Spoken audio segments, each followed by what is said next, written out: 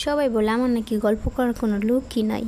এই যে আমার ছোট্ট একটা মা বসে আছে, এর সাথে আমি সারাদিন গল্প করি।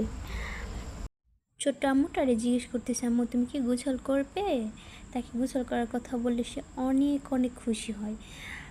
আর তাকে গোসল করালে সে কিচ্ছু বলে না, তাকে আমি সরাসরি টিউবওয়েলের ঠান্ডা পানি দিয়ে গোসল করাই।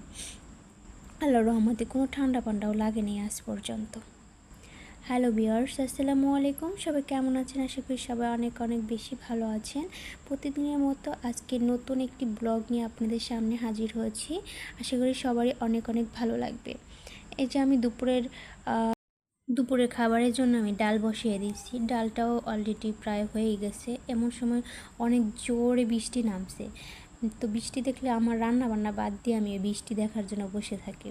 আর এই সময় আমার নাচানাচির কেরামতিও বেড়ে যায়, কারণ এটা সেটা ওটা ঘরে নিতে হয়, এটা ভিজে যায় ওটা ভিজে যায়, সব মিলিয়ে মানে আমার পুরা মাথা ঘুরে যায় এইসব কাজ করতে করতে। বৃষ্টি কমে গেছে, এখন আমি ছাগল বের করতেছি, ছাগল নিয়ে আমি পুরো পাগল হয়ে গেছি।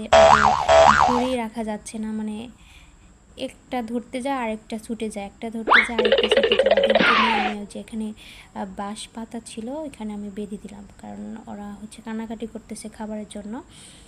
আবার একটু পরে দেখি এত বৃষ্টি, মানে একটু পরে দেখি পুরো চারদিকে অন্ধকার হয়ে আসছে, বৃষ্টি নামবে।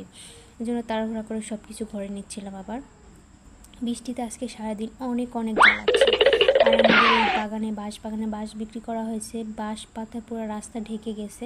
এজন্য আমি আর আমার শাশুড়ি মা দুজনে মিলে বাঁশ পাতাগুলো ছাড়িয়ে দিচ্ছি। ওনাদেরকে বাঁশ কেটে রেখে গেছে, এইগুলো আমি গোনা দিচ্ছি। এরপর আমি দুপুরের খাবার আমার অনেক লেট হয়ে গেছে খাইতে খাইতে। আমি ডাল ভাত খাচ্ছি। আমার সত্যি অনেক প্রিয়, আর এটা স্বাস্থ্যের জন্য অনেক ভালো। তো আমি গপ গপ করে খুব তাড়াতাড়ি করেই খাচ্ছিলাম, কারণ আমার মেয়েটা ঘুমাইছে, কখন যেন আবার উঠে যায়, এই জন্য খুব তাড়াতাড়ি করে খাচ্ছিলাম। আমার ব্লগটা কেমন লেগেছে সবাই কমেন্টস করে যাবেন। আল্লাহ হাফেজ।